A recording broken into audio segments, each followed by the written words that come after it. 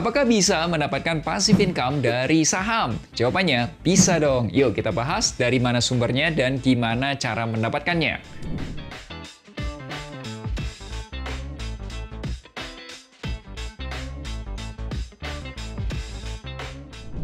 Hai, ketemu lagi nih bersama Melvin Mumpuni. Beberapa waktu lalu, aku dan teman-teman finansialku itu bikin webinar yang bahas perencanaan pensiun dan financial freedom.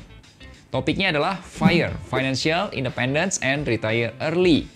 Nah, salah satu topik pembahasannya adalah passive income. Kita bahas nih beberapa ide passive income. Ada yang bilang dari rumah kos yang disewain, ada yang bilang dari royalti, ada juga yang bilang dari waralaba, dan salah satunya ada yang ide kalau gimana kalau dari saham? Apakah bisa? Nah, langsung aja kita bahas di video ini. Yang pertama, kita akan bahas dari mana sih sumber passive income dari investasi saham. Kedua, berapa modal dan hasil passive income-nya. Dan yang ketiga, gimana nih cara kita memperbesar passive income-nya. Langsung aja kita bahas di topik pertama. Eits, sebelum mulai, kasih like-nya dulu dong. Thank you!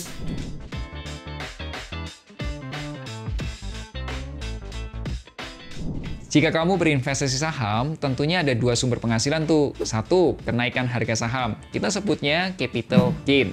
Dan yang kedua, bagi hasil atas keuntungan perusahaan. Kita sebutnya dividen. Menurutku nih ya pribadi, baik itu capital gain maupun dividen sebenarnya kurang cocok nih kita sebut passive income.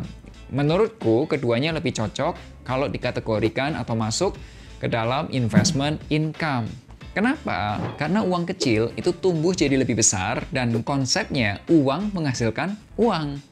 Namun, kebanyakan orang mengkategorikan keuntungan dividen saham ke dalam passive income. Kenapa? Alasannya karena kita beli saham yang rutin bagi dividen. Ya, kurang lebih 4D lah. Duduk diam, dapat duit. Kira-kira saham-saham apa yang rutin bagi dividen? Tulis di kolom komentar ya.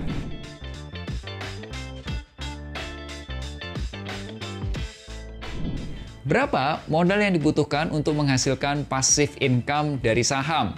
Jawabannya tergantung sahamnya apa, karena setiap saham itu memiliki persentase bagi hasil yang berbeda-beda. Persentase bagi hasil itu kita sebut dengan istilah dividend yield. Contoh saham Bank BCA yang memiliki bagi hasil atau dividend yield sebesar 2,65% per tahunnya.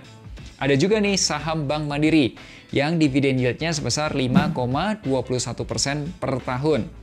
Atau ada juga Bank BPD Jawa Timur alias Bank Jatim yang dividen yield-nya mencapai 9,89% per tahunnya. Kita coba hitung-hitung nih, berapa sih modal yang dibutuhkan dan berapa passive income-nya? Misal, modal kita 500 juta rupiah dan dividen yield-nya 4% per tahun. Maka passive income tahunannya adalah 20 juta rupiah per tahun ya. Kalau kita bagi 12 bulan, kurang lebih sekitar 1,6 juta per bulannya. Nah, kalau dividen yield-nya kayak yang Bank Jatim gitu ya, hampir 10% gitu per tahunnya, maka passive income tahunannya mencapai 50 juta rupiah. Kalau kita bagi 12 bulan, itu kurang lebih 4,1 juta rupiah per bulannya. Passive income-nya udah mirip kayak UMR Jakarta ya. Yes, lalu gimana nih cara kita memperbesar passive income dari saham?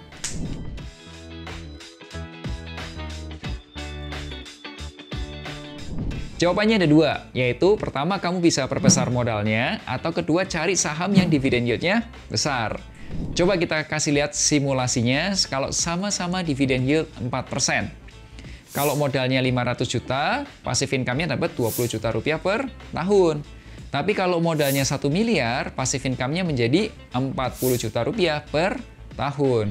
Dan faktor kedua adalah semakin besar dividen yield-nya, tentu saja semakin besar passive income-nya. Nah, pertanyaannya adalah, apakah ada saham-saham yang bagi dividen besar? Jawabannya, ada dong. Aku pernah bahas di video yang berjudul 5 saham yang rutin bagi dividen di atas 8% per tahun. Teman-teman, sampai sini sudah pahamkah? Kalau sudah, boleh kasih like-nya lagi. Oh iya, besarnya dividen yang bisa dibagikan tentu saja itu bisa berubah-ubah setiap tahunnya. Misal, aku punya saham namanya Demas, Pura Delta Mas, perusahaan properti komersial. Berdasarkan data, Demas itu selalu rajin bagi dividen. Namun, tahun ini nih, aku nggak dapat dividen karena keuntungan Demas ini dipakai untuk ekspansi bisnisnya. Ya, ketika investasi saham, memang ada risiko kita tidak mendapatkan dividen. Tertarik untuk investasi saham dan mendapatkan passive income? Kalau kamu ingin konsultasi, perencanaan keuangan, atau investasi, kamu bisa menghubungi nomor berikut ini atau juga ke link berikut ini. Tanya-tanya dulu aja deh ke adminnya, cara konsultasinya, harganya, dan apa yang didapatkan setelah konsultasi. Ingat selalu, hargai kerja kerasmu, share kalau kamu suka video ini. Sampai jumpa di Melek Finansial hari Rabu depan. Akhir kata, make a plan and get your financial dreams come true. Tonton juga playlist investasi saham.